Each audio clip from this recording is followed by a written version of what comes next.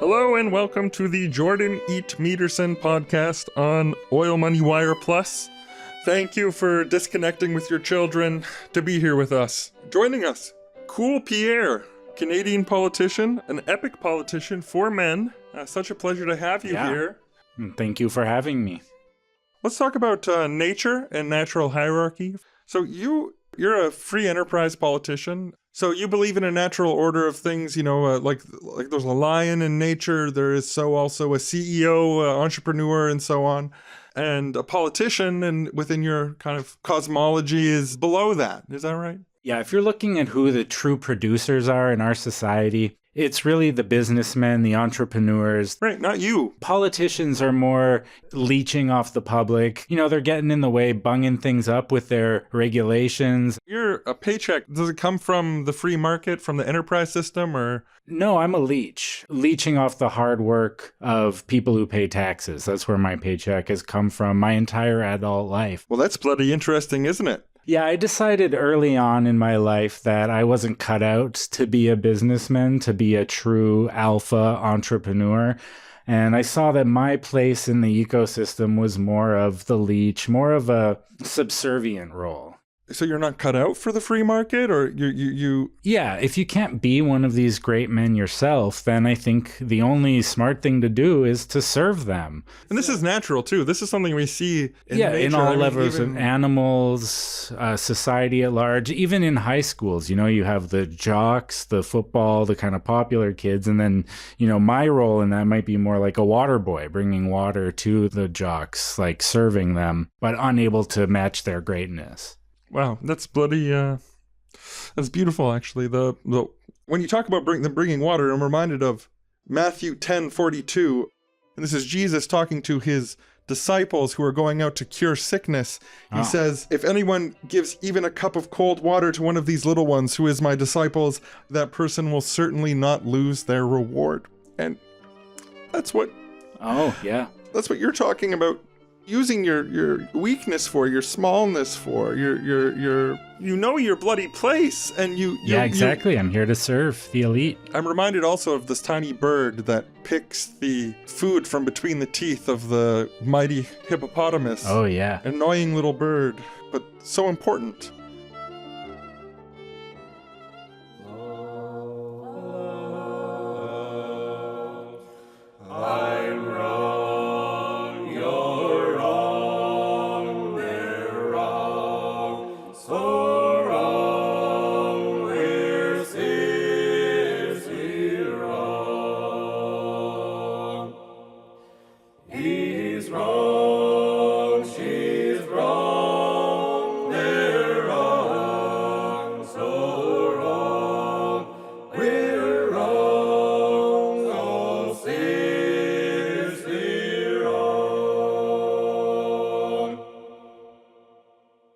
Hey everybody, and welcome back to Seriously Wrong. We are Sean and Aaron, the Wrong Boys, and we're here this week to talk about Pierre Poilievre, leader of the Conservative Party of Canada, appeared on Jordan Peterson's Meatcast on the Daily Wire.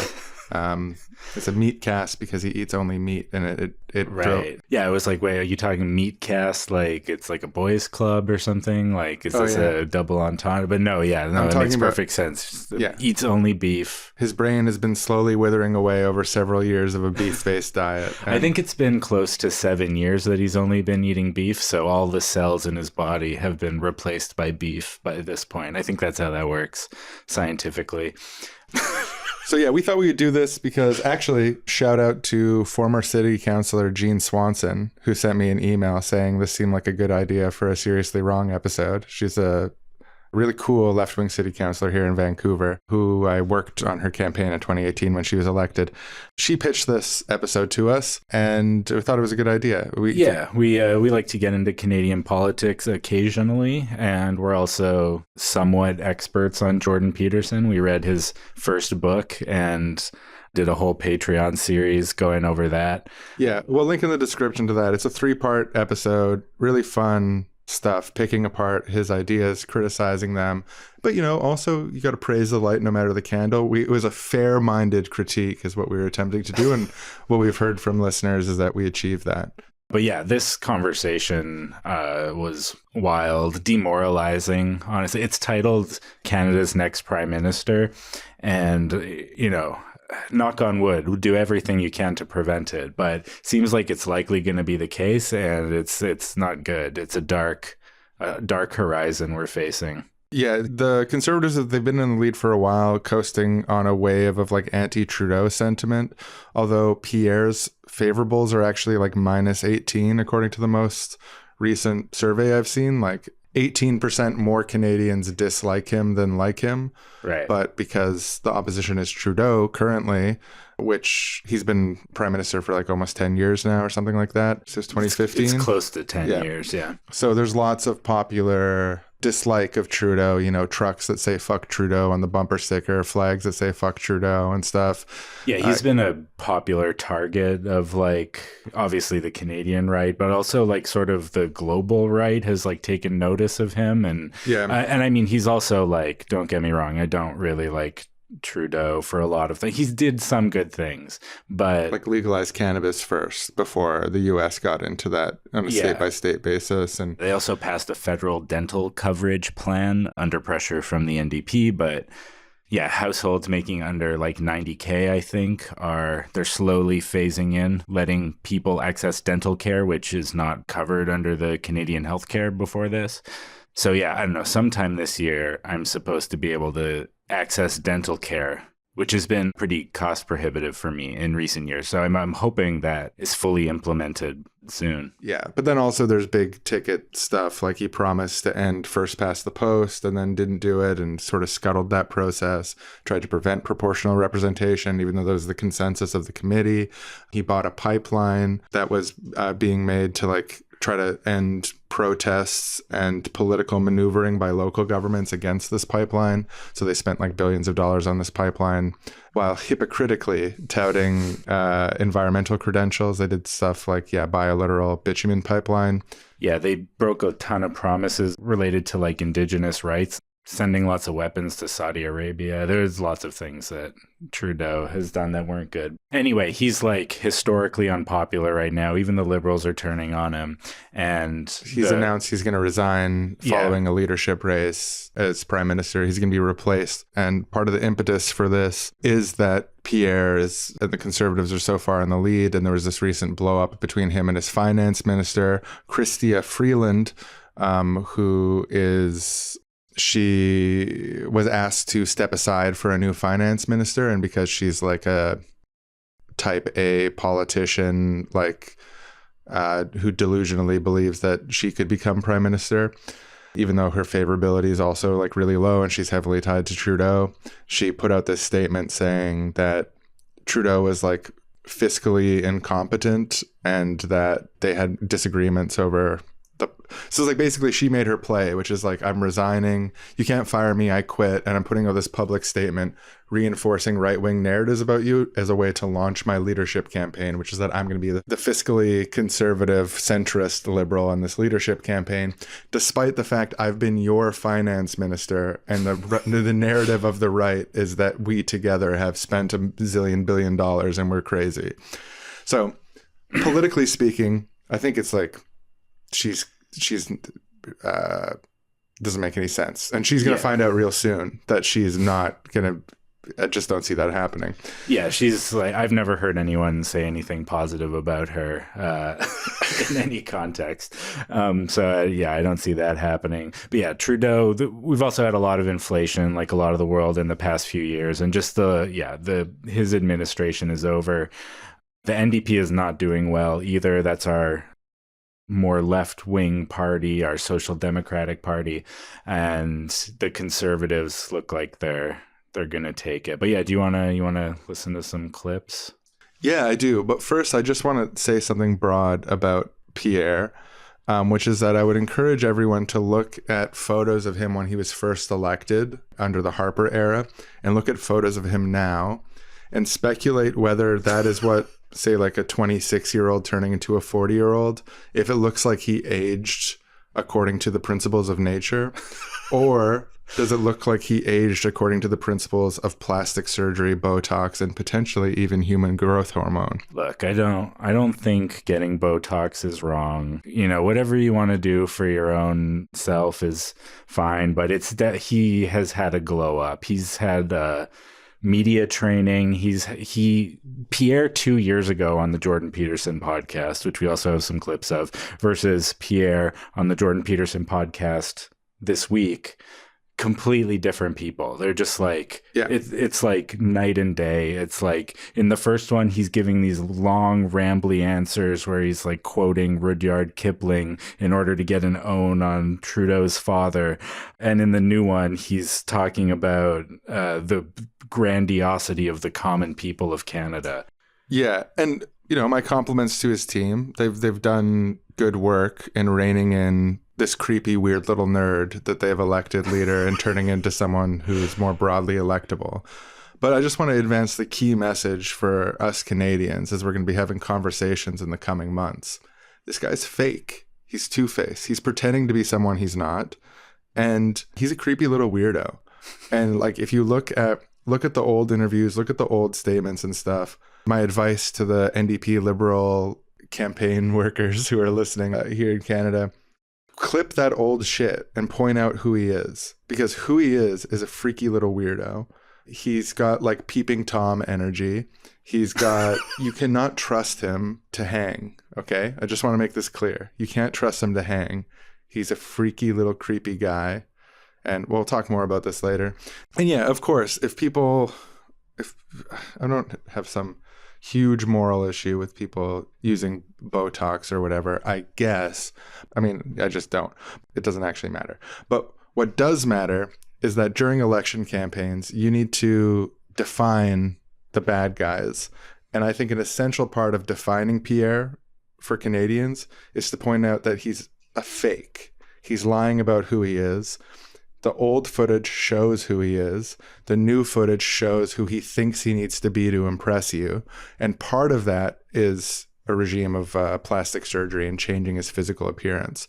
So it's connected to that. It's not that it's morally wrong in itself for human beings.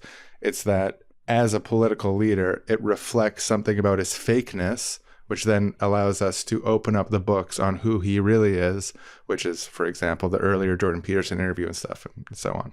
So this will be a recurring theme.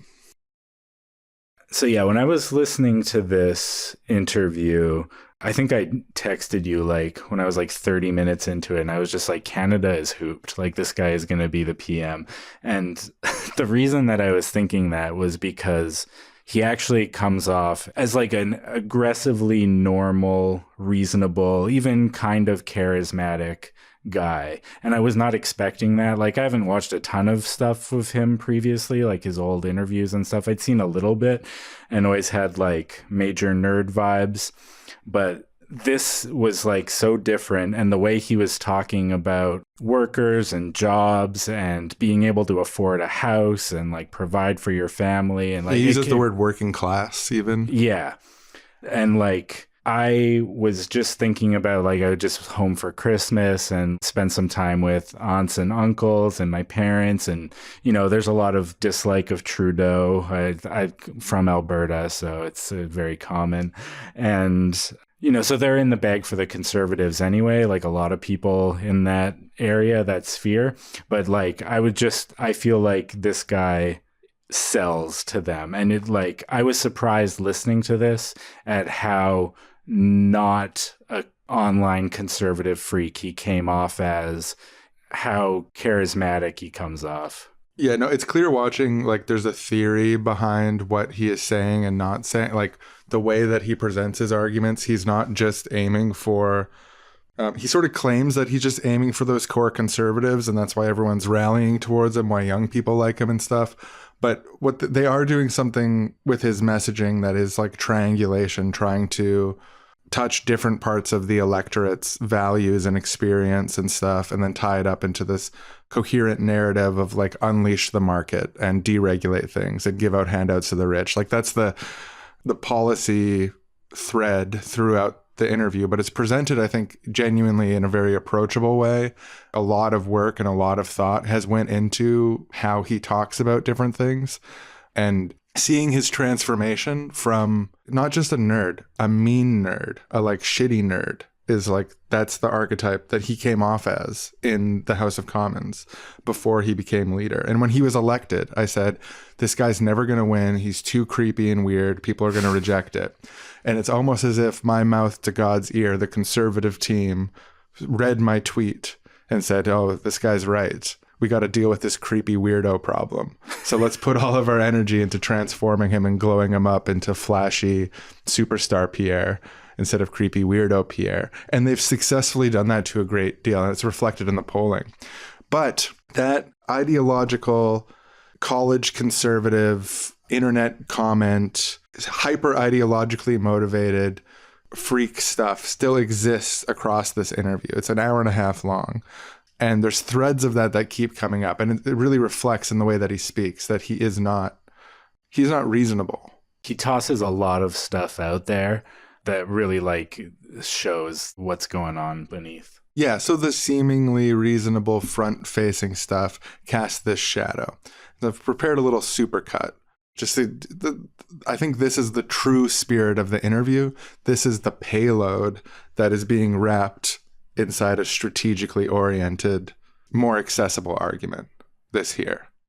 We have a prime minister who is dedicated to a extremely radical ideology, authoritarian socialism, utopian wokeism, communists, wokeism, socialism, global utopian delusion that these environmental loons that hate our energy sector. Wokeism, dig mines, build pipelines, business centers, drill tech companies drill, unleash the free enterprise system. Let's make this the best place to get a return on your investment. We have a prime minister who is dedicated to a extremely radical ideology. Barring catastrophe and God willing, it appears very probable that Pierre Poilievre is Canada's next prime minister.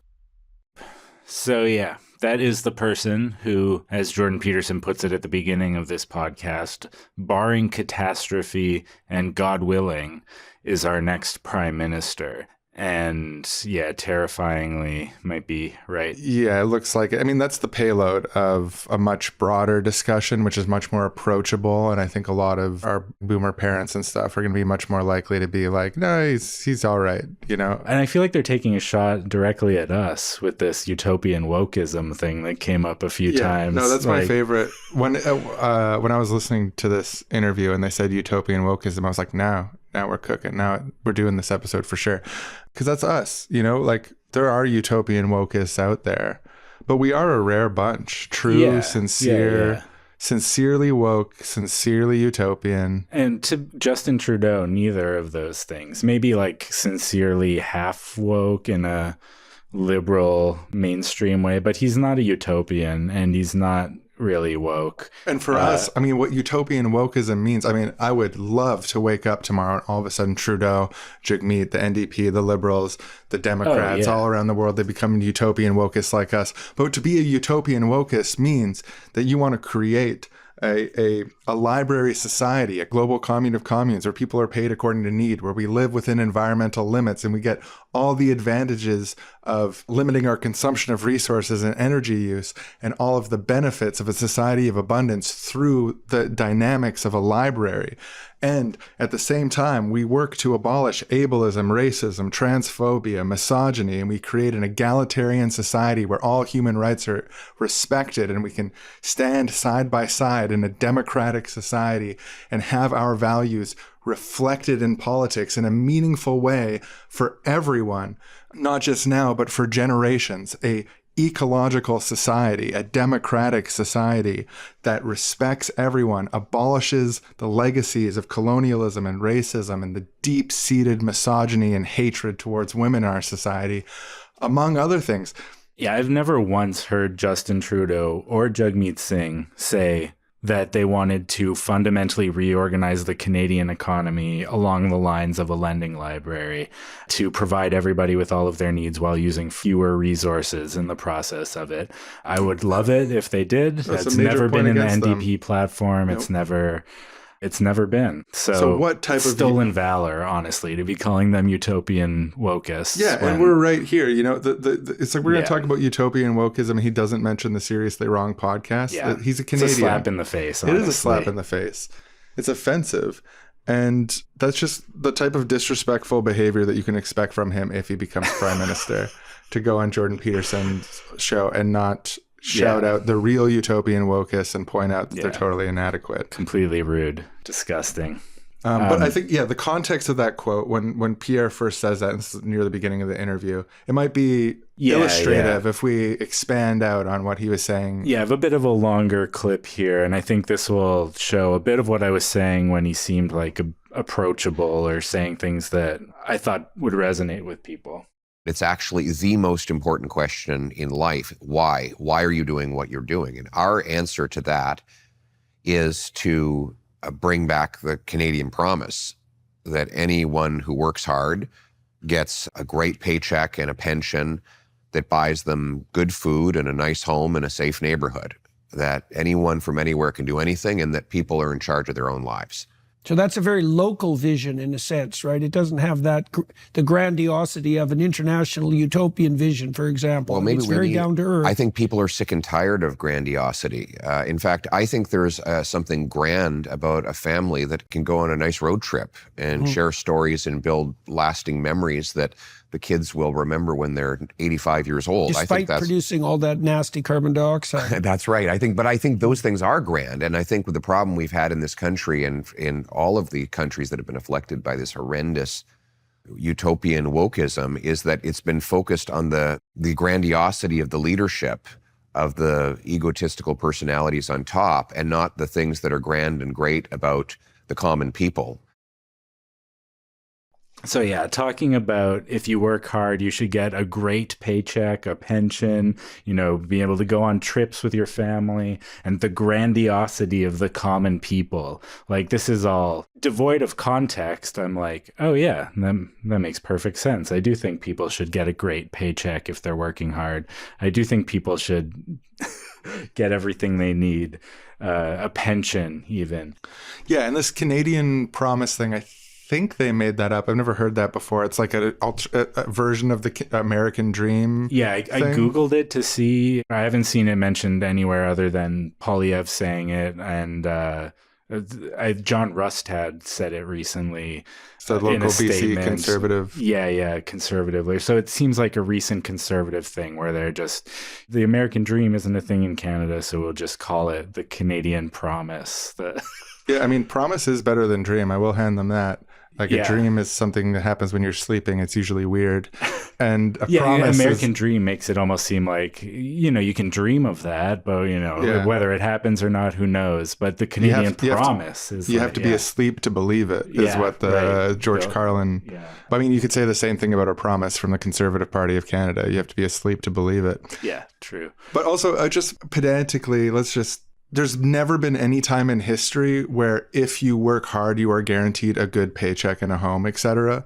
Like, how hard you work and how big your paycheck is, there's a loose correlation in certain contexts and certain fields. No, it's never been that the hardest workers get the highest paychecks. Yeah, and that's not how our economic system works or has ever worked or is designed to work. Yeah, and you need to go in like a per-econ direction to try to achieve that kind of thing. Yeah. Which you check out, we did an episode on per-econ a couple years back. But and there's also tons of stuff that there's unpaid hard labor that people do, and most saliently, I think, is like the stuff around housework, reproductive labor, things like child rearing, family life and stuff. This is hard work.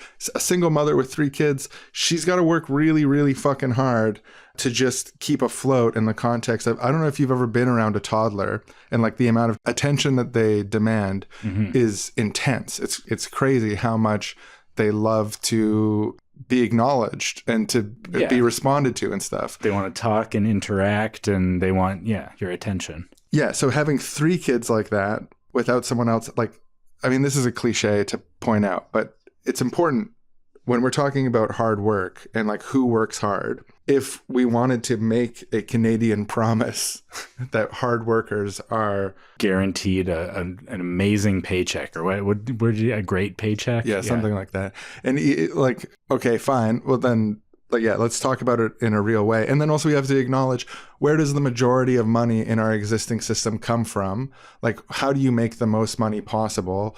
It's through things like stocks, assets, and like millionaire and billionaire shit. Like Jeff Bezos makes, $11,000 a second or whatever. I don't have the actual stat on hand, but roughly something like that. Yeah, owning wealth is the number one way to make money, like to already own a bunch of wealth. Yeah.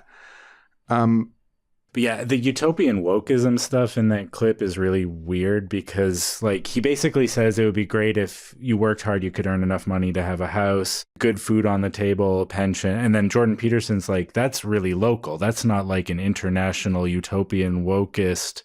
What are you even talking about there? Like, why? There's a lot of non sequiturs in this whole, like, it's like they're playing this game. And I think it's just like Jordan Peterson's brain rattled enough that non sequitur is just part of his life. But Pierre is intentionally using non sequitur for like being like, not some sort of international vision of the planet not burning and people not being exploited is that or something. The international vision that they're against? I think that so. Makes sense. That's the only thing you could say about that. Yeah, it makes sense with Peterson's little snide comment about the carbon dioxide that a road trip emits. And but I don't want some grandiose international vision. I want road trips that you can remember when you're 85 years old. Yeah. It's like, okay, like no one's against that. Like, it's not the position of the liberal government that we need to like crack down on family road trips. And even like the carbon taxes they've put in place, that's like one of his big campaign promises. They're going to get rid of this carbon tax and make the world affordable. Yeah, I mean, like the actual stats, like the actual cost of carbon tax when you're at like 17 cents a liter or whatever, it's like $9 for an entire tank of gas. How many of those do you need on a road trip? 4, 5, 6 maybe? You're talking like $60 on the cost of it's not making or breaking a road trip, especially when you consider like, if you're paying $70 to fill a tank of gas, $80 to fill a tank of gas, and you're paying $7, $8 on that. That's not the place. That's not killing road trips, is what I'm saying. Yeah, and it's like he's selling it like, oh, if we axe the carbon tax, people are going to have all this money in their bank account again. And it's like, I mean, even if you fill your tank every week, $80, you get $8 back every week. It's like, it's not that much money to, like, the average person isn't saving that much money on filling their gas tank and not having to pay carbon also tax. The other thing is like we have a carbon tax and dividend system in Canada, so it's not just the carbon tax, it also comes back in the form of a rebate. BC is a little bit different where we live than most of the country, like how much you get back and stuff. I think it's like income tied here and not income tied elsewhere. But the basic, like the carbon tax is taken on gasoline and other places across the whole year, and then you get like 4 checks over the year, 3 checks, I think it's 4 checks for like $180 here, $200 there, or whatever it is. And if you add up, according to the Parliamentary Budget Officer, who is like the economics fact checker of the Canadian Parliament, who is a nonpartisan economic fact checker, 80% of Canadians get more in rebate than they pay in carbon tax. So Pierre's policy is to tax 80% of Canadians for the benefit of 20% who use a lot of carbon. Exactly. Right. So sneaky. That is so sneaky to be framing this like, oh, you're going to save all this money. And then, like not mentioning that carbon taxes fund dividends that people get back. Yeah. And I calculated for we drive my toddler to daycare every day. So it's like we've been driving the most that we've ever driven. This is like the most high carbon year of my life. Right. Still, the gap between what we got back and the gap between what we get back and what we're actually paying was like enormous. It's like $500 or something we get for free from this program. I fill my car's tank like once every 2 to 3 months, maybe for like $50. So I pay very little. Before I had a toddler, that's where I was. Yeah. So it's like, you get $700, $800 or something, you know? Yeah. And then, he ends this off with a shot at Trudeau with the grandiosity of the leaders. Like there's this narrative that Justin Trudeau is like a narcissistic person. I think he probably is. I don't know. I don't know enough about Trudeau, but they're politicians. Yeah, exactly. Poilievre is also a narcissistic person, but like saying like that's what they're about, but we're about the grandiosity of the common people that we want to make pay more by removing these carbon tax rebates and the.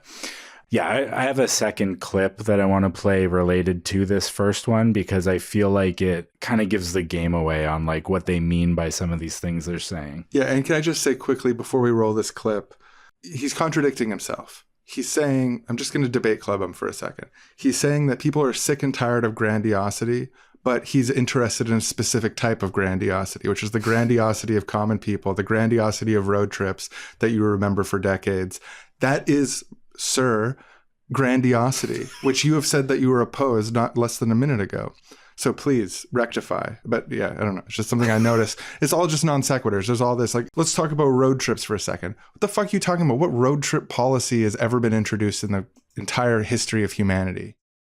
When I meet young people today, they are exhausted. They have bags under their eyes and all they do is work. And the worst part about it is not that they're working all the time. It's that they don't see a light at the end of the tunnel. Well, that's a genuine breakdown of the social contract, right? Because Absolutely. The deal, like you said, the deal was supposed to be, if you do things right, you'll be rewarded. Yes. And there isn't anything that defines hopelessness more clearly than seeing that if you do all the right things, the pathway is paved to failure. Right. Right. So that's so demoralizing. And, you know, what's even worse about that is that the people who are most demoralized by that are precisely the people who would be most productive and hardworking.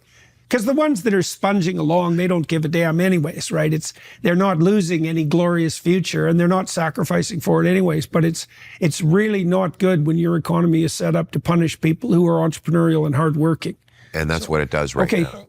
So it's mostly Peterson talking, but you know, Poilievre is in there being like, yes, and that's what our economy does right now. And the going from the grandiosity of the common people to what we want to change about our economy is that our economy is set up to punish the entrepreneurial people, the hardworking people. And you have to remember, hardworking for conservatives is not referring to people who are actually working hard. It's referring to people who make a lot of money. Because when they're saying the economy is set up to punish people who make a lot of money, they're just talking about like policies that are against the business interests of oil and gas industry or the development industry. Like this framing of these, like, you know, initially we're talking about the common people as like these grandiose people, this great who want to work hard and do things. And then suddenly they're sponges who like, they aren't sacrificing anyway. And they're not trying that hard anyway. They're like, what do we think about like a common worker here? Like, how are you making these distinctions? How do you know who's the sponge who doesn't deserve to get anything back because they're not sacrificing for it anyway? And who's the hardworking entrepreneurial people? And like, yeah, it ends up being like tax cuts for the rich, basically. Yeah, it's like they're drawing this like almost workerist distinction between, say, the hard workers and then the beneficial recipients of government programs. So that would be people who are disabled, people who are low-income families, people who are out of work or unable to work, and seniors. Those are the main beneficiaries of social programs in Canada. And they're arguing that the system right now, they like the system because they don't want to work and they're lazy pieces of shit. And they're not common people. They're not grandiose. Yeah. I took this even as like people who are just like working a low level job, but not trying to advance in it. They might be employed and not on a social program, but they're just, you know, doing the bare minimum, some minimum wage job. They're not trying to become a manager or advance at all. They're just, you know, sponging along, doing the bare minimum. They don't have that entrepreneurial spirit. Yeah, and the premise that like people feel that if they do all the right things, like what you're supposed to do in society, the path is paved to failure. You can't actually achieve what you want to achieve. Like that is that's true. the carrot. Yeah, it's common sense. Like people do feel that way. People do feel trapped in their lives. They do feel like they're waking up every day. Like when I wake up in a 9-to-5 job, that day seems okay. That week seems okay. But the knowledge that it extends infinitely into the future makes me physically, in my body, I can just feel this horror. Yeah. And that it is true also that even if you save a huge amount of your paycheck, you pay the absolute minimum rent that is possible, you get extremely lucky, you pay the minimum phone bill on the shitty carrier that cuts out all the time, you cut corners and groceries and stuff, all of that. Even if you do all of that, there's no chance you can have a down payment on a house. There's no chance that you can have the standard of living that your parents had. That is a true and real experience that they're connecting with. Yeah. But what he's advocating is to hand over society in every way to the rich in response to that, to cut social programs, to make it so that seniors who are now getting dental care because of the NDP liberal agreement to that effect are going to lose that dental care because the dentists are so entrepreneurial, they deserve to not just be 100,000aires, but multi-millionaires. And like you like, yeah, no, it comes in like they talk about housing programs in other parts of this interview. I don't have the clip of it, but like, you know, they're talking a lot about how the housing market in Canada is fucked, and it is fucked, and it's more expensive than like most places in the world. I think they said it was twice as expensive as America on average. And they're talking about how average people can't afford a house, how he's talking to young people at all these events he's going to, and their number one thing, I can't afford a house. So like that's connecting to the real problem. That's the thing that I think will land for people. Everyone in Canada is going to agree. Housing prices are out of control. And then when you get to what he wants to do about it is like, is he talking about subsidizing affordable housing? Is he talking about social housing programs? What, for the sponges? Right. Well, like, how else are you going to, like, for the people for whom housing is unaffordable, what are you going to do for that? And like his policy proposals are, number one, he's going to get rid of GST on buying new houses, which is like, sure, okay, it's like a 5% tax on buying a new house. Like, I guess that'll help a little bit for the people who can already afford it. It'll make it slightly more affordable for them. Yeah, so it's gonna be $1 million instead of $1,050,000. Yeah, which is on a mortgage is gonna mean that your mortgage payments on average are gonna be like $20 less cheaper. A month. Yeah, exactly. It's like, it's nothing. And then the other policy proposal is... and sorry, just to clarify as well, at great cost to society, because the revenue of when you have an overinflated housing market like we have, governments, both provincial and federal, they rely like a huge part of the budgets. What's incentivized this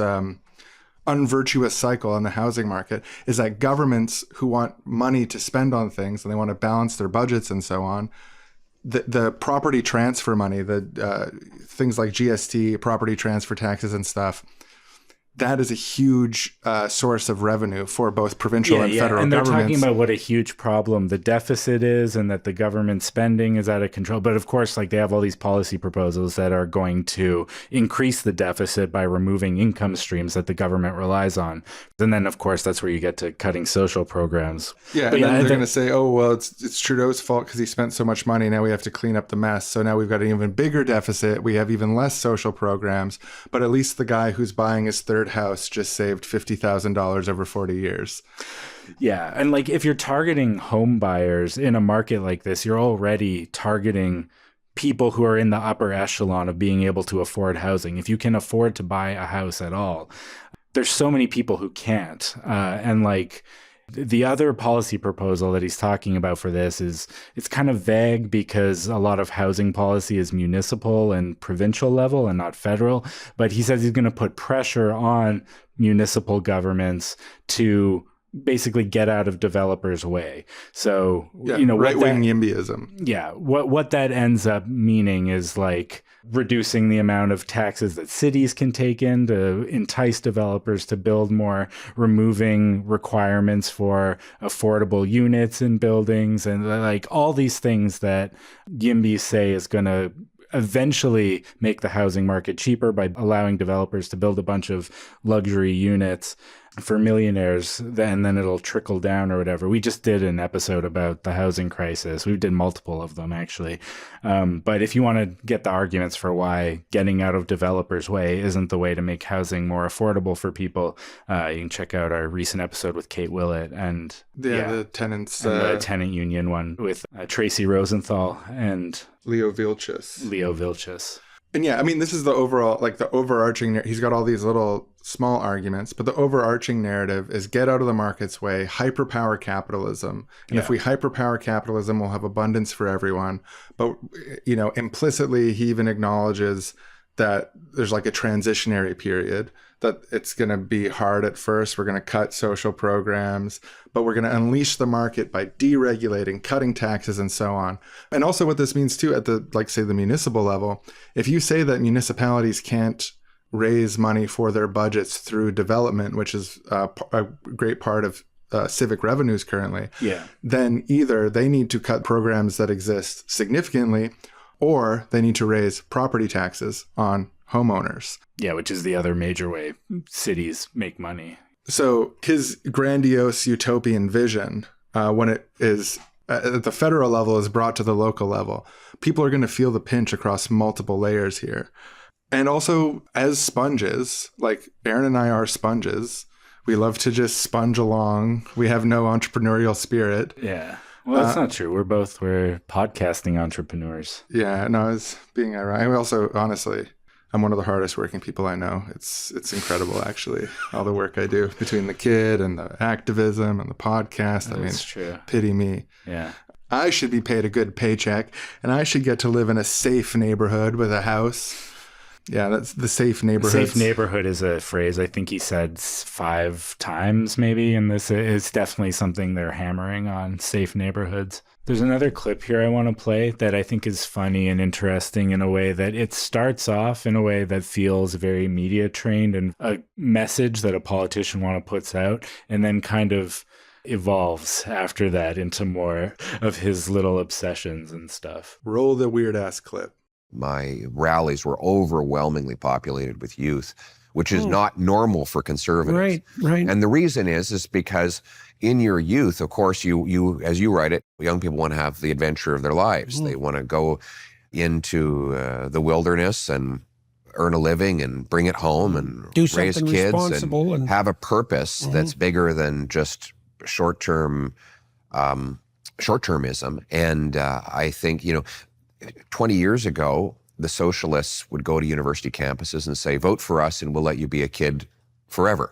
We'll give you free stuff and you'll never have to get a job. And that was very temporarily popular across the Western world. But then young people woke up and found out this was not a utopia, it was a total dystopia. And that all the things that they really valued and wanted for their lives were impossible when they were being borne down upon by this massive state. They've learned that help is the sunny side of control. So yeah, there's a lot there, but it starts off with this very Petersonian, young people want to have the adventure of their lives. Very true. I think that's something a lot of young people can relate to, in a way. It's a way to describe the feeling of having your life ahead of you and wanting to have a variety of experience. Yeah, you've just it's turned 18. It's a way of describing anything, really. You're becoming an adult, and so you're nebulous. Just I want to go out and have a life. Who doesn't want to have the adventure of their lives? I guess I'm 37 now, and I still want to have the adventure of my life. Yeah, you have to be pretty old to be I've already had the adventure of my life. Yeah. And I've met people like that. My 100-year-old plus great-grandmother who recently passed away, rest in peace. She told me when she was 99, she's like, my hands don't work well enough anymore. I want to die. And I was like, oh, grandma, I'll see you next year. And she's like, hopefully not. And then she lived for 6 more years after that. But sorry. Jesus. She didn't have the adventure of her life ahead of her anymore. Yeah, it's a thing that sounds good, like want to have the adventure of our lives, but like almost immediately he starts to falter a little bit with like, he's like, go out into the wilderness, and already he's starting to lose me. Like, that's not really the adventure I'm into. Yeah, I mean, but like, camping is I get fun. it, like metaphorically going out into the wilderness or something. And yeah, camping's fine. He's like, but then he's like, starts to say, and bring back something for your, and Peterson cuts in with, do something responsible. Yeah. Which like you're getting far from the vision of young people at this point who are like, oh, I want to go out there and do something responsible. I'm 18. I need to go out into the wilderness, raise some kids, and be responsible. Yeah, like most people who want to have a family don't want to do it in the wilderness. They actually want to do it in like a home. And it's two opposite things. It's like they're treating two opposite things. It's actually like a tension that exists within people. And they're speaking to both sides of this tension as if it's one coherent whole, which is that young people, they want to go be irresponsible. Like, that's what it means to have the adventure of your, like when he says have the adventure of your life, and it registers for me as having some salience to the human experience. Yeah, it's like taking risks. It's like, doing like some crazy shit. But they treat like, I'm going to go sow my wild oats and raise a family. It's like, no, that's not your wild oats. Yeah, it's the tension of like a lot of like young conservative stuff of like trying to make traditional values hip or whatever. And like, if you want to raise a family, and like, obviously it's a wonderful thing to do. But like the idea that this is like some hip new thing that the kids, they want to go out there, it's squaring that weird circle is a thing that conservatives try to do a lot of the time. Yeah, another example of that kind of weird squaring the circle thing is like where you have typically like, say, conservative men, but more specifically like misogynistic men who they both want to like be wild in the sense of like they want to have sex with lots of people, they want to sleep with a bunch of women and like party and stuff when they're young, but then also at the end of that they want to settle down with a 17-year-old virgin bride. Kind of like there's these two. I'm 45 now. It's time for me to find my 17-year-old. Yeah, the red pill, like weird ideology. Yeah, it's like some people try to make it all work together. Maybe it's often two different conservative strains of like, but there's this like paradox in it. What's interesting about this quote is like, it was almost like a neurotic eruption of these different strains of thoughts on adventure versus settling down, responsibility versus wild oats, where it just kind of like bubbled to the surface. Yeah, he like started in one direction and then like realized partway through that like it wasn't going to land with what he wanted to say. So they had to quickly like change course and like go out in the wilderness and be responsible. I think this is a revealing moment about the nature of right populism. Like the unconscious bubbled to the surface through their the contradiction that they're holding together on who they are and what they're doing and what it all means. They just couldn't help it. They were trying to make something that made sense. It reminds me, I've got this concept floating in my head. I wasn't able to like pin down where it came from, so audience, please do fill us in the comments. The concept of fascism as a rebellion or revolution in favor of the system is like there's this kind of squaring the circle in hard conservative politics where it's rebellious, but at the same time it's rebellious in favor of amplifying what exists rather than rebellious against what exists. Yeah, or like returning to an idea of a previous thing that existed, like basically rolling back certain types of progress. Yeah, the contradiction, like it does run deep, I think, in terms of conservatism fundamentally being an ideology that is in favor of benefiting existing power structures, benefiting the wealthy at the expense of common people, but trying to frame it in a way that it should be attractive to common people because otherwise they're not going to vote for it. So you have a fundamental fissure there always that you have to paper over in various ways. And this was just a pretty bad attempt at papering over the fissure. Yeah, and it's hypocritical in the original sense. It's this mask-wearing, lying, deceptive, fake virtue. They're trying to hide behind the fake virtue of going exploring the world and being free when you're young. But behind it is the same old, rigid conservatism of yesteryear where you were a slave to systems. It's where you are subordinated to systems of structure and authority and so on. And then Poilievre moves into this weird rant about socialists and like, I love the idea that socialism is like this Peter Pan promise that you can be a kid forever. Yeah. No one ever I actually pitched me on kind of that. genuinely like it in a way.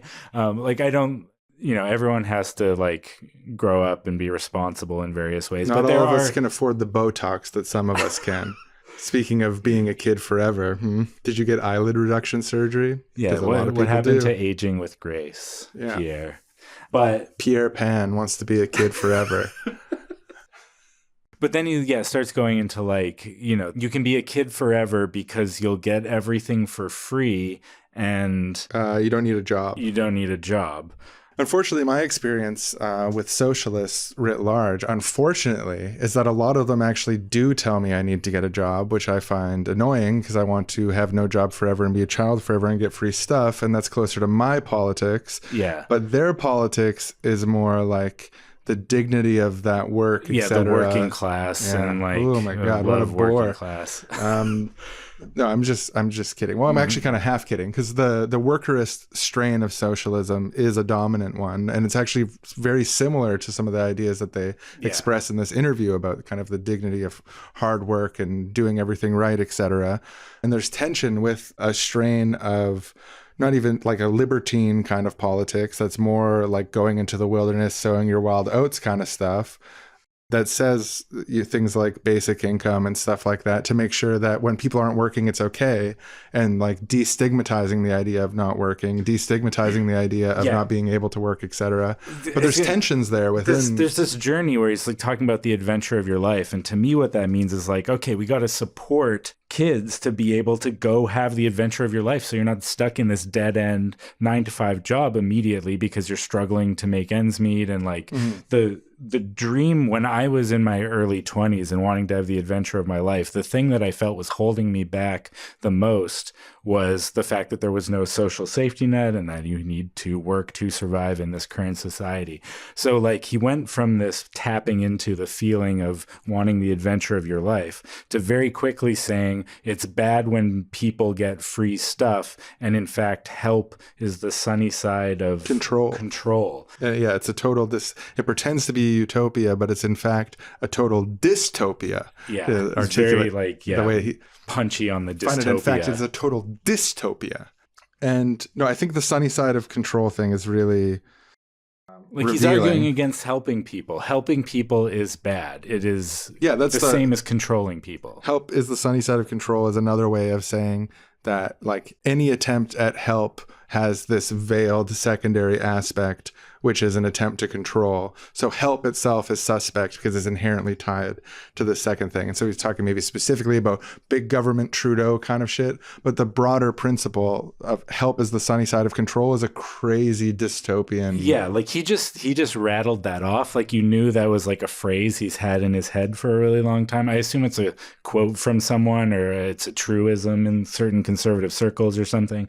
But it's also like, very anti-Christian in a way, like anti-charity, anti-like, because usually when the conservatives are talking about help, they'll just say, and he would probably say this only applies to government help, but he didn't say government help is the sunny side of control. He said help is the sunny side of control. It's an argument against helping people in general. Like it's. Yeah, and even just taking the premise seriously for a second and arguing against it as a serious proposal being put forward. It's also the case when we're talking about governments that the absence of help is also a side of control. Because when you withdraw social programs, when you withdraw things that support people, when you withdraw welfare benefits, disability benefits, seniors benefits. It's harder to have the adventure of your life because you're under the thumb of your boss, control of your boss. Anyone who's currently getting help who then loses that help, they are controlled by the circumstances in that they need income. They need to afford housing. As he acknowledges, the cost of housing is expensive. There's all these different... So pulling back help is also it's the shady side of control. Yeah. Another tension here between different things he says, like some of the contradictions that are emerging across the overall interview here, is he talks earlier, and it's one of his more compelling moments where he's speaking to people's experience. Young people work so much, is what he's saying. All the kids I talk to, they're working all the time just to make ends meet. So basically, they need to be compensated better, maybe implied a better work-life balance is needed. The economy's not working for people is what he's saying, which is... Jordan Peterson mentions how when he went to university, he was able to pay for his entire year's tuition and year's rent by just working in the summer. Yeah, he said 4 months covered all year's rent. Yeah, and Poilievre is saying no, these kids I talk to have to work 20, 30 hours a week while doing a full course load. And yeah, that should change. Yeah. But that's the adventure of their lives. It's what they want. They're in the wilderness being responsible. But he would be against making tuition free. He would be against stipends for kids going to college to, help tide them over during those this. Little sponges. The only thing that he would propose in favor of this is, cutting all social programs so that in theory lowers taxes, which means that businesses will pay less taxes, and hopefully they'll just pay all that money right to those college kids so they only have to work in the summer now, because the businesses will save so much money on taxes from these social programs that we're cutting, that they'll just be like, hey, employees, do you want quadruple the amount of money that you're currently getting? And they'll be like, yes. And then also these anecdotes of when Jordan Peterson was working a summer job, that was the golden age of social programs in Canada. Up until in the 90s, there was kind of this neoliberal turn where there was decreasing public services across the board. But in the 50s, 60s, 70s, you had more generous welfare benefits that were easier to get. You had more generous unemployment insurance that was easier to get. You had what was called the universal family allowance, which is that anyone who had kids would get free money from the government. They later changed that to a means tested tax rebate. Exactly. During this kind of neoliberal switch, there was investment in public housing. So they were building public and social housing in every city across Canada, across the 50s, 60s, and 70s, petering off in the 80s, and then kind of coming to a halt in the 90s. So that investment in housing meant that the cost of living was cheaper across the board because private sector housing had to compete with this public sector housing that was available. And there was a higher marginal income tax rate at the time. So that the people who were wealthiest would pay a higher amount of tax back then than they do now. Typical conservative, living off the benefits of the social welfare state to argue against it. Yeah, it's interesting. There's that weird paradox of back in the day, everything was so great. And then the details of the actual political situation back in the day was that there was large amounts of federal investment in welfare, public housing, and higher taxes. Right. But that goes, what they remember, we burned a lot of carbon. It was great. It's beautiful clouds puffing out of the tailpipe. But yeah, even Pierre, in the 80s, you just have much better. You have all these different layers of social programs that are better up until the 90s, when they started reining in budgets, cutting transfers, switching to tax credits over handouts, cracking down on quote unquote welfare fraud, which is imposing these means testing benefits that are control. So actually, that's an important thing to point out too. It's help. Sure. Okay. Help is a sunny side of control. Sure. What is the most controlling way to help someone? The way that neoliberalism reconfigured the welfare services to peek into every aspect of people's lives in order for them to get benefits. Yeah, we have to create all this administrative burden in order to decide who deserves and who doesn't deserve, rather than just using all that money to directly give back to the common people or whatever. You can say help is the sunny side of control, but you can control less and help more by not doing means testing. Yeah. If we accept the premise and say, okay, help is always tied to control to some degree, then there's still more or less controlling ways to help people. And they're advocating for increasing the amount of control just because it decreases help, and then saying that will somehow decrease control. But because in this instance, the more you increase the control, you decrease the help. They're directly tied. That's what means testing is: increasing control and decreasing help. Yeah, and that is the trajectory that is inherent to the program of Pierre. That is his dream for welfare, is to make it more controlling and less helping, and his justification for that is that help is control. Yeah, incoherent. Yeah, incoherent at best. That's the nicest thing you can say about it. It's incoherent. I'm a nice guy. It's the product of an addled brain. That's the sweetest, most positive thing you can say about this kind of thing. But yeah, if someone came up to me and pitched me on being a kid forever and never having a job and getting free stuff, I would have some critical questions to be sure, but if they could really guarantee it, sounds pretty good. I mean, who wants to get old? My first question would be, how does the free stuff actually halt the aging process? Because my understanding is that it doesn't, and that when governments give free stuff, quote unquote, like when there are social programs, the aging process continues as normal. But if he's figured out a way how to tie those two together, I'm all in. I love it. I want it. Yeah, sadly, I have to say, I think Pierre, he just wants staying a kid forever only for the rich. And that's often the case with these fake populist pieces of shit. Botox for their well-connected friends, but the rest of us have to age with dignity. Blood infusions from the young, and Yeah. I'm not saying Poilievre has had that. It's just a rich person thing I've heard of. I am saying he's had that just on intuition. I also think he had jaw expansion. Look at the old pictures of him. I don't know what surgery it is, but they put stuff in your like jaw to have a more square jaw. I think also losing weight while taking testosterone can change the shape of your face a little bit like that too. So there's potential there. Look, I don't know what specific work he got done, but we know for sure they've treated him like an old car, and they've been opening him up and switching out parts for a couple years now.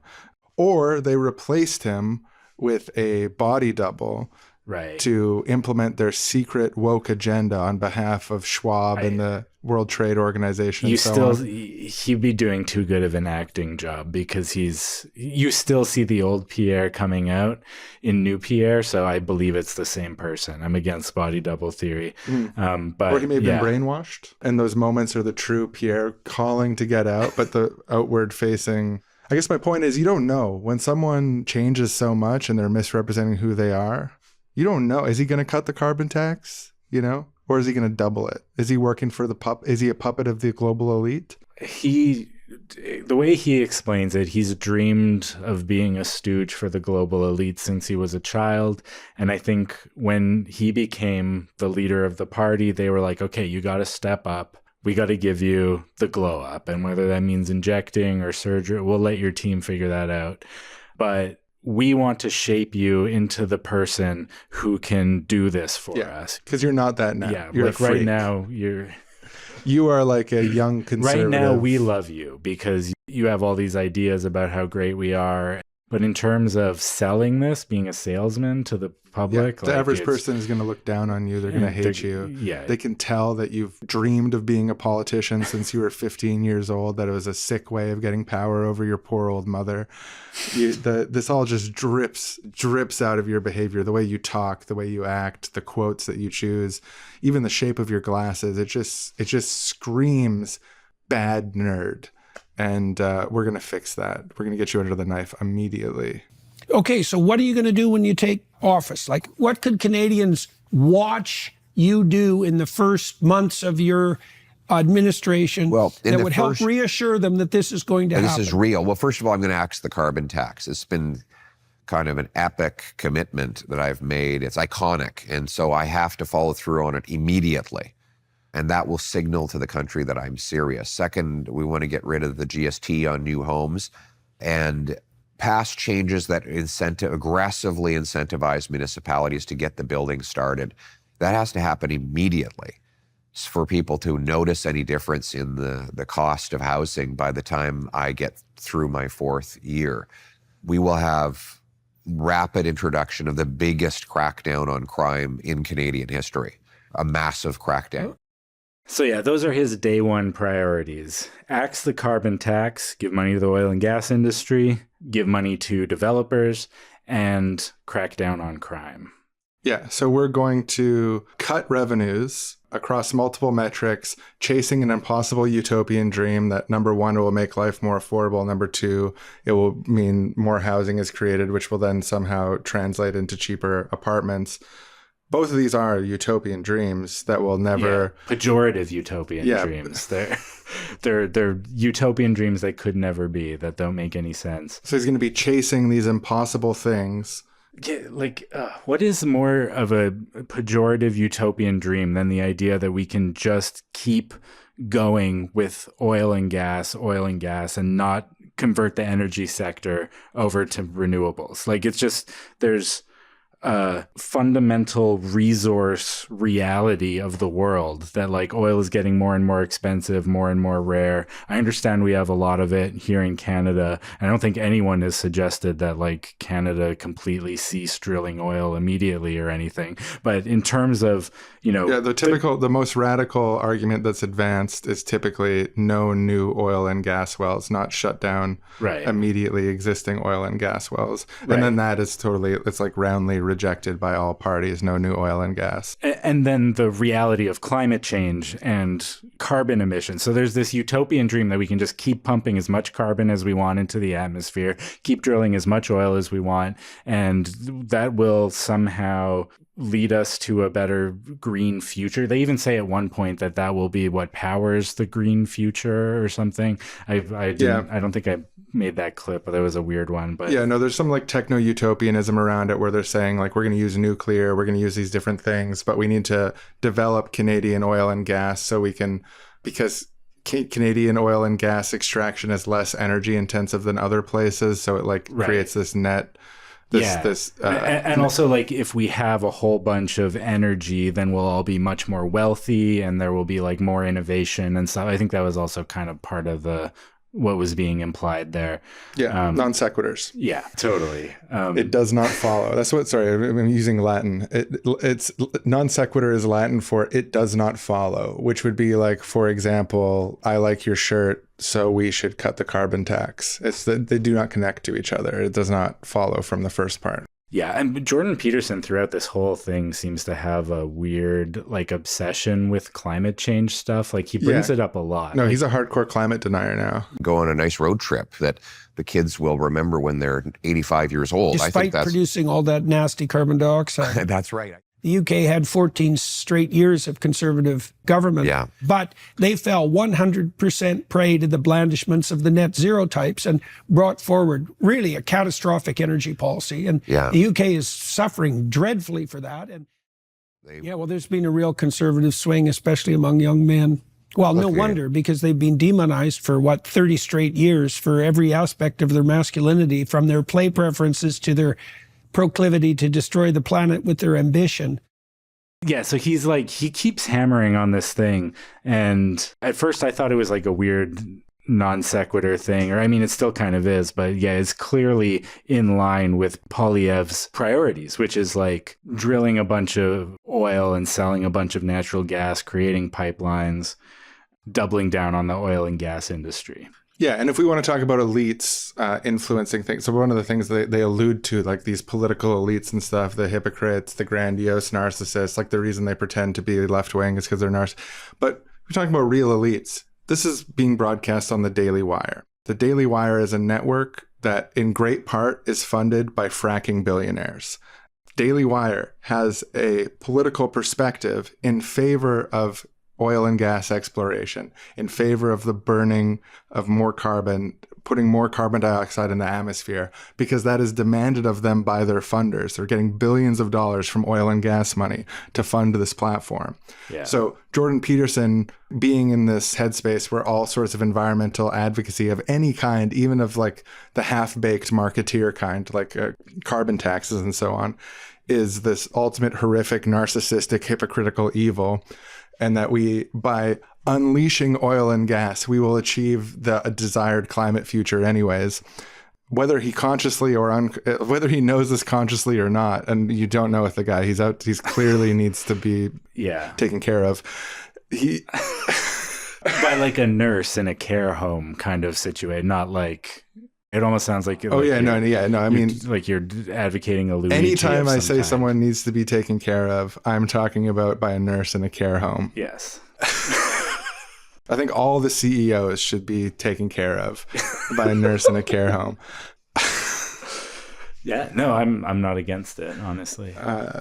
Yeah, but so there's that thread there too. And also just about carbon tax broadly. In terms of climate policy, there was a study that came out recently that in terms of the climate policies that have been pursued around the world, carbon taxes are among the most effective policies that have actually been implemented in terms of limiting expansion of carbon dioxide and so on.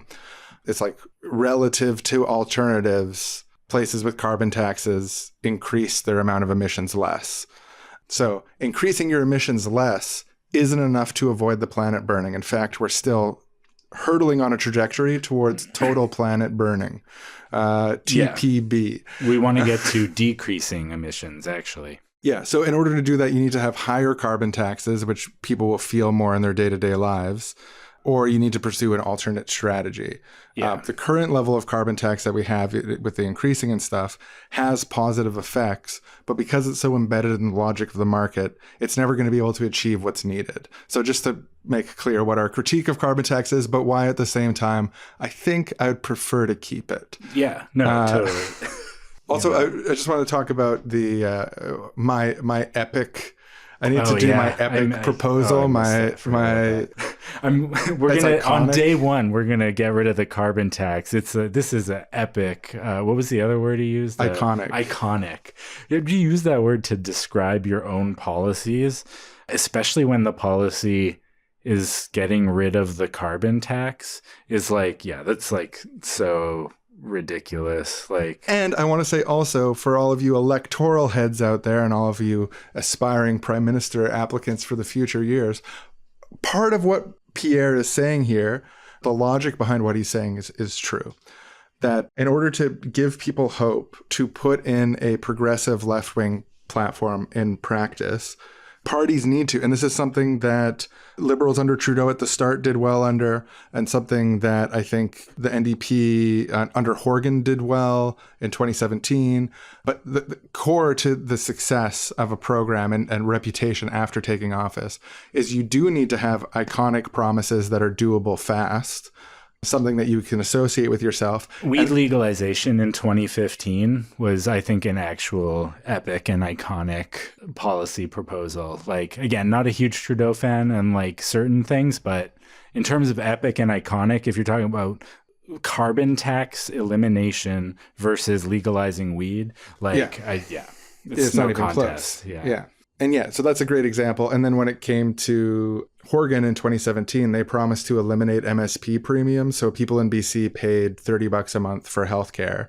And they did within like the first year. They made it that you didn't have to pay that anymore. And they transitioned it to an employer payroll tax, it's called, where basically employers above a certain size pay this tax that covers the cost of healthcare, which is what's done in other provinces. That was great. Not having to pay MSP anymore. Honestly, they're still coasting on the goodwill of that, in my opinion. Yeah. And there's other similar things. But the general premise in electoral politics that you need trademark, iconic promises that people can see how it connects to their lives, and then you need to deliver them quickly. So at the beginning of your term, people recognize that you're serious. It's almost like he's repeating internal strategic discussions. Like he's comfortable enough with Peterson that he's talking, it's not message box is my interpretation of this. Yeah, I don't think anyone told him to refer to his own policy as epic and iconic. It's just, it comes off as desperate and like... loser shit. It doesn't crush the interview. If I was giving him the debrief afterwards, I'd be like, you mentioned it was epic and iconic. We talked about that. I like the implication that, it's been this thing where he's like, keeps saying it and they're like, no, Pierre, but you can't. That's just what we like. That was our advice. We believe that, but that's not messaging. We want other people to say that about it, although they probably won't because it's repealing a carbon tax, which again, like, just doesn't have that epic vibe. And the thing that's going to bite him about it is that it's not going to work. Like, you can keep a promise, but the implication, people aren't like, yay, axe the carbon tax in general for the purposes of there being no carbon tax in general. I don't care. No, it's because they think their gas is going to suddenly cost half as much money, and it's not. Yeah, it might.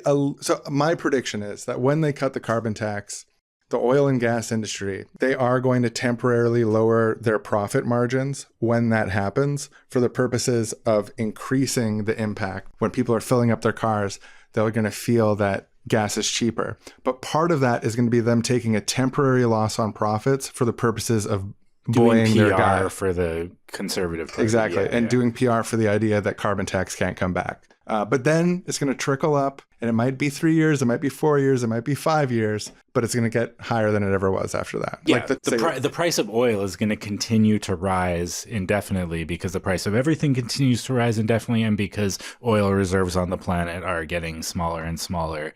Gas is going to keep getting more expensive. That's just how it works. Yeah, so after he axes the tax, under the Pierre regime, you're going to be paying more than you ever were in gas. The difference is that instead of a chunk of that going towards giving you money and paying for environmental programs, it's all going to go to the profits of the pieces of shit at the top. The balance sheet of the oil and gas industry. The economic elite. Yeah. So, yeah, before we wrap this episode up, I really wanted to play some clips of old Pierre, because we've been playing new Pierre. We've been saying, here's the media-trained Pierre talking about the common people. Glamorous, fancy, glow up, new Pierre. Yeah. Message tested. He's been brought in a chamber, and everyone's putting makeup on his face, and he's got the Botox. He's got they're the injecting work his done. body with things, and he's looking good. Honestly, he's banging his head against the wall. Don't say epic. Don't say iconic. fuck. But when you're watching this interview on YouTube, you just look at the recommended vids just below and you see, oh, there's another Jordan Peterson interview with Pierre from just 2.5 years ago. And the thumbnail, the Pierre in that thumbnail, just, he looks different. The shape of his face is subtly different. He looks more bloated. He's wearing these big glasses, the glasses that a nerd would wear. Not a cool nerd that you'd play D&D with, but a mean nerd, the type of nerd that when spited would consider doing a school shooting, that kind of nerd. As you click on the interview and the little sizzle reel at the beginning, even that, there's such a difference in how the two Pierres come across. Yeah, so I got a few clips here from the other interview, and I think it's instructive, and we should play a little bit. We're going to talk more about old Pierre in the second part of this episode for sure, but we want to make sure that this core part of his lore that we discovered from this interview is so critical to understanding the likely next Prime Minister of Canada. I'm here simply restoring what already belonged to Canadians by virtue of their 800-year inheritance of English liberties going back to the Magna Carta. And what were you like in high school? Well, I was a scrappy kid who loved sports, and then I got a terrible tendonitis in my shoulder, which made it impossible for me to do any amateur wrestling or football or any other sports that I enjoyed. So I'd get home from school and be bored out of my skull. My mom used to go and attend progressive conservative meetings. And so I said, why don't you take me to one of these meetings? Because I've got nothing to do. And she took me, and I fell in love with it. And I just started reading books. So were you a popular kid in high school, would you say? Off and on. There were times when I was interested in hanging out and being part of the club, but there were other times when I just didn't care. Once I got involved in politics, I couldn't care less about the social life at high school anymore. How old were you when that transition took place? You said that 16. was also 16. Yeah, 16, 17. Like I said, I kind of wasn't able to do any more sports. And so I said, I'm going to go do something else. And once I took that part of my life took off, you didn't look the back. Social life. No, I'd had my early teens, I loved hanging out with my friends and playing sports and stuff. But once I found a new passion, I became more focused on that. So this, modern polished Pierre would not be allowed to say this stuff on multiple levels. In particular, when I was watching this and when he's like, you need to take me to one of these meetings. Why don't you take me to one of these meetings? Because I've got nothing to do. Yeah, you can just imagine this 16-year-old kid who just like, Mom, I'm bored. Take me to a conservative meeting. And then he gets there and he like sees the power of it because he is like, I'm just going to say, this guy's a freak. This guy's he is. It also really shows the difference in how Jordan Peterson is interviewing him. And the new one, he's teeing him up on all these things. Like, how are you going to help the Canadian people? Or what can people expect on day one? But in this one, he's like, were you a popular kid in high school? Yeah, it's a great question. It actually, my compliments to the interviewer there.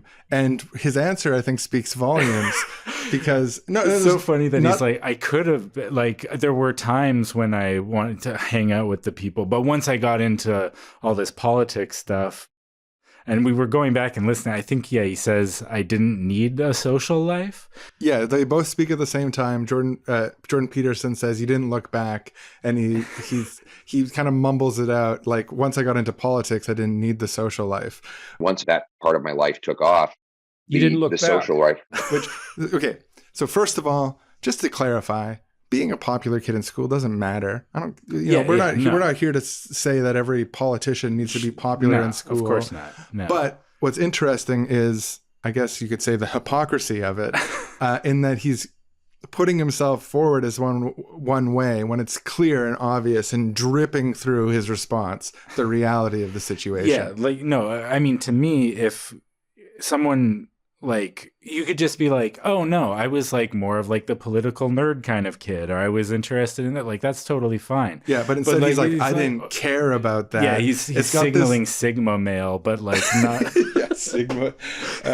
But like, saying like, you can't just say, no, I wasn't a popular kid. He has to say, well, I could have been, but I chose not to be. I chose not to be. Which also a popular reinforces kid. this vision I have of 14-year-old chubby, swollen face Pierre, big glasses, being like, Mom, I'm bored out of my skull. You got to bring me to one of these meetings. I have nothing to do. Why don't you take me to one of these meetings? Because I've got nothing to do. But yeah, he's framing it as like, up until that point, he'd been like fairly popular kid or whatever, but he just decided at 16, he had this tendinitis. It was time.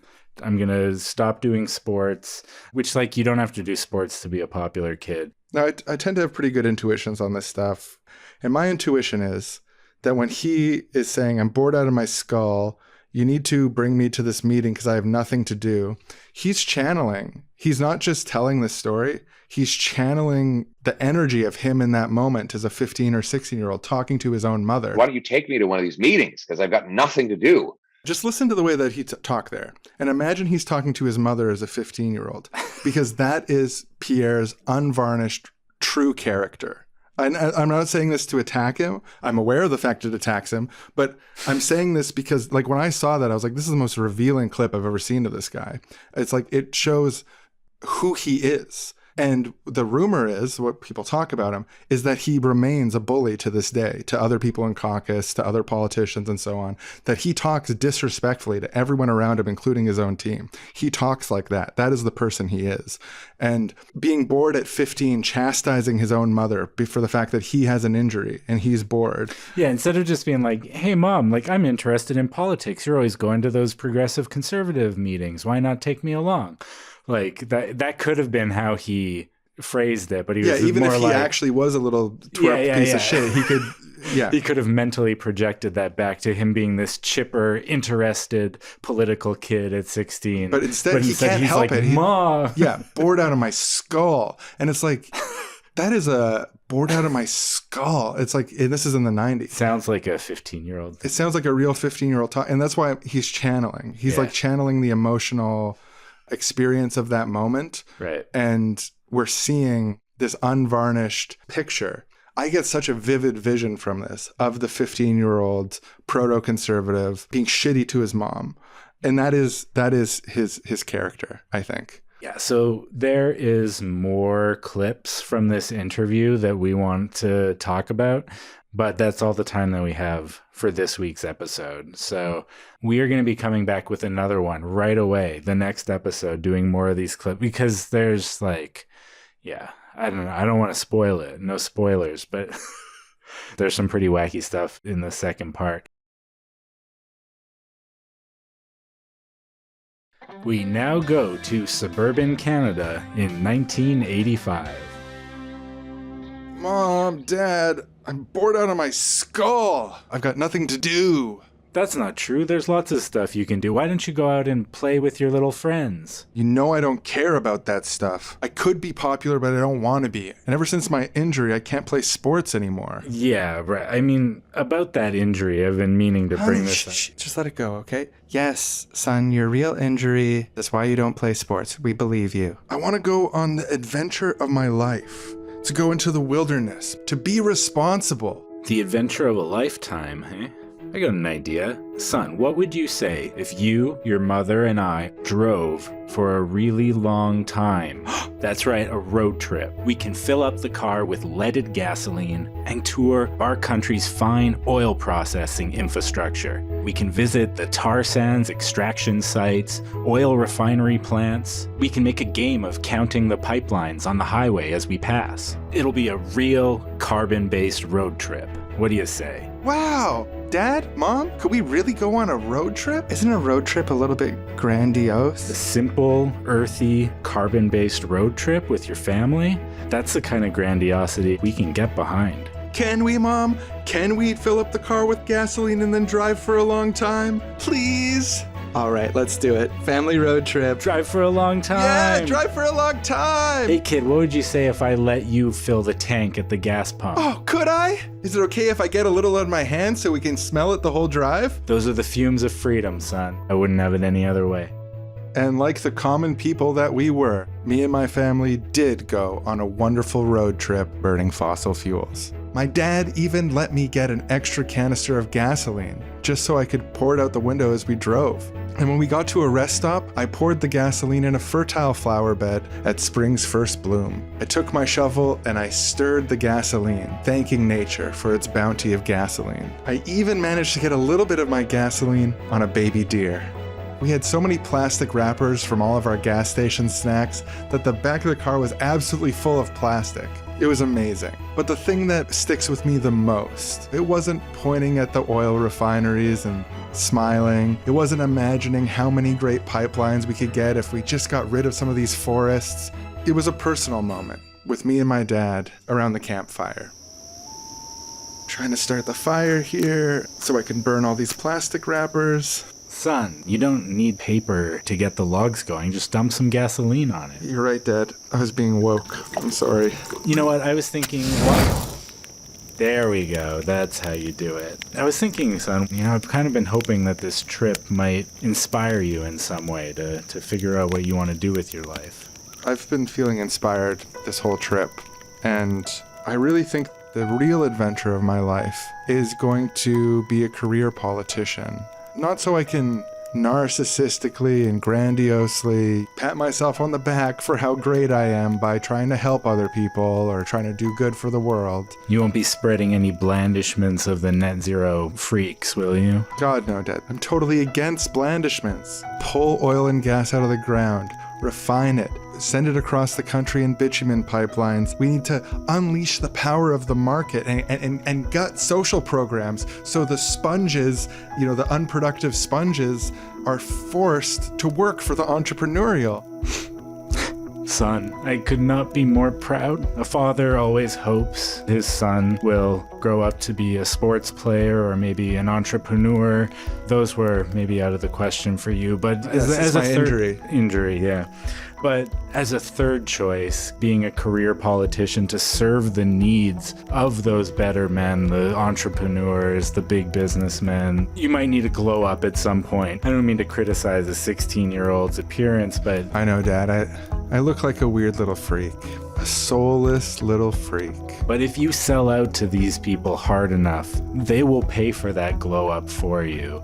You will be able to defeat socialism, defeat utopian wokeism. You'll be able to unleash the ambition of the men who are destroying our planet and truly, truly make Canada a place free for the non-sponges, free for the entrepreneurs, for the truly great men.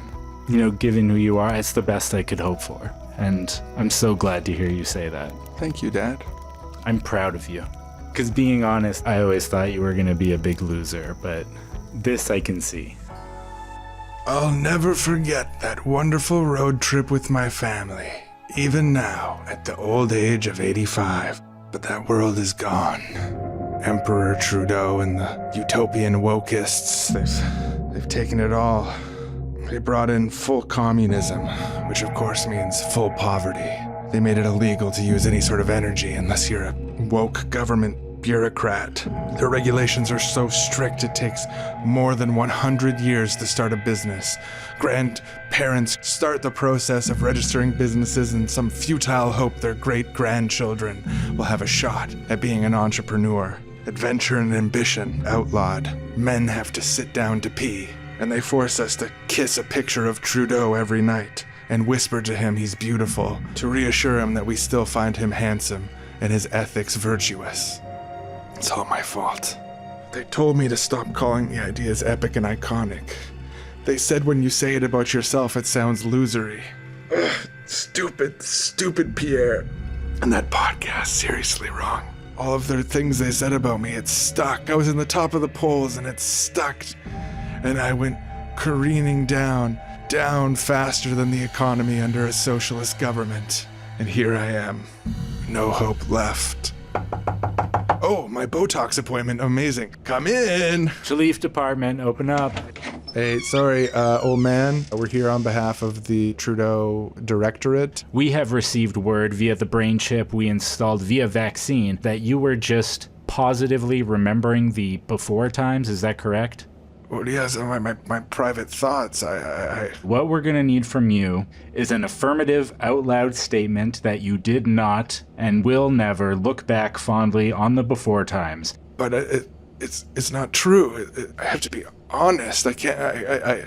That's compelled speech. Yeah, listen, old man. Compelled speech is the law of the land, okay? Please do remember that the thought chip will know if you're being insincere. But I can't say it and think it now. Look, there's not a lot of things we punish for in this society. Obviously, murders running rampant, joining criminal street gangs is totally allowed. Thievery, robbery, open season. To crack down on that would be an equity issue. It would be unwoke, which is illegal now. But thinking the wrong things, believing the wrong things, and especially remembering the wrong times fondly is completely illegal. So this is your last chance, or you are going to be heavily tased immediately. It's the only thing we still punish for. This is my last chance. My last stand. I'm here for a Botox. Oh, wait, I'll just wait outside, actually. I didn't realize the Please stay. This is my last stand. Will the old man stand up to the Emperor Trudeau regime? Will he be tased badly because he refuses to recant his fond memories of the olden days? Or will he submit to the tyrannical hand of wokeist utopian international socialist big government? Tune in next time to Seriously Wrong to find out. Yeah, so this Pierre creep, Freaky Pierre, we call him, he wants to force everyone to upload their ID to porn sites. We didn't talk about this on mic, but yeah, he wants to do the age verification porn policy thing. Yeah, and there's a whole raft of policies to discuss on why this guy's got awful ideas. But the heart of his politics is a deregulatory, unleash capitalism kind of agenda, cut social programs, and the version of himself he's putting forward to the Canadian people right now, currently high up in the polls. I think there's a chance we can bring him down. And I want to emphasize, he's fake. He's pretending to be someone that he's not. He knows the impacts of his policy, by the way, too. That's another important thing. He's not an ideologue in the sense that he actually believes all these policies are going to help everyone. He's an ideologue in the sense that he wants to destroy centrist liberals because he believes they are secret communists, or he believes that they're radically woke and so on. I think that part is genuine, but his belief that these policies are actually going to create benefits for people, I think is not actually there. That's my read of it. I think he genuinely believes that his policies are going to help the people that he believes are worth helping. Like, they said it directly in this thing. It's really bad to have an economy that punishes the hard-working entrepreneurial people. And the sponges, whatever, doesn't matter. They aren't sacrificing anyway. But so I think he believes it's going to help his rich buddies. But yeah, all that stuff about the grandiosity of common people and all that, yeah, I think he knows it's not going to help them. But we're going to talk more about this soon. Thanks for listening, everyone. Also, you want to hear more of us talking about Jordan Peterson in particular, we have that 3-part episode on Patreon. Donate $6 a month and get access to all the episodes. You can sign up, listen to the episodes, and cancel it, or you can keep on donate and just keep listening and just, keep listening to new episodes, new bonus episodes, and just, keep supporting the show, because that's where the show comes from. The donations that we get make this show possible. And thank you so much to everyone who's already donating from the bottom of our hearts. We can't thank you enough, really. Yeah. You make it all possible. But yeah, thanks for listening, and we will see you all soon with more Peterson and Poilievre. The bromance that is actualizing hell on earth on behalf of the oil and gas industry.